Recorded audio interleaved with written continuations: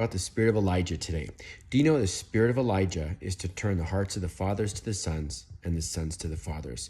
Do you know what it is to connect the gap between Abraham and Jacob, which is Isaac? What that means is that the teenagers should be about the elderly and the adults, the aged. We should be learning to serve and help them as we glean wisdom from them. And we should be helping our younger brothers and sisters, including adolescent and babes, to walk in the fullness of the inheritance of the Lord. You see, when Abraham, Isaac, and Jacob, all three generations, I'm using that term interchangeably, when all three generations are connected, the adolescent, the aged, the elders, and the elderly, then there's no gap in society. We are taking care of the elders as they take care of us when we were younger.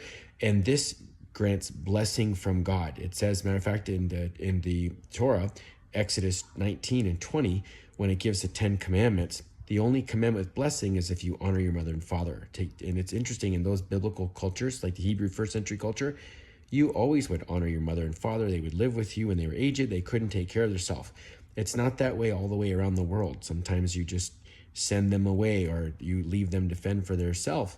And at the same time, this is what reason family was born to them, to take care, to help. In the same way, didn't they take care of you when you were younger, when you were unable to take care of yourself? Was it not your mother and father who cared for you? That's the idea, okay? And remember, God is God of the fatherless and the widow, which means he, of all the things that are our job, if we can't do this, it doesn't just rest on another man. God will step in. And he will inspire human agency in every way, shape, and form that we need to close the gap on this. So understand the heart of God is for restoration. Now, if you're saved and you're young and your parents aren't saved, God will turn the hearts of the fathers to the children. If the parents are saved and the children are in rebellion, he will turn the children's heart to the parents. Do you understand that God can bridge any gap? And if you grew up without the Lord, or you've been in the Lord your whole life, do you know that God gives a parable about the talents that he can repay shekel for shekel, denarius for denarius, at any rate he wants? In other words, there's a parable found in Matthew where one guy works 8 hours, the other guy works 1 hour. When they go to get the wages, they get the same wage. Of course, the guy with the 8-hour time allotment in labor record comes to him and says, hey, my time clock says 8 hours. How can you give me 1 denarius when he worked for 1?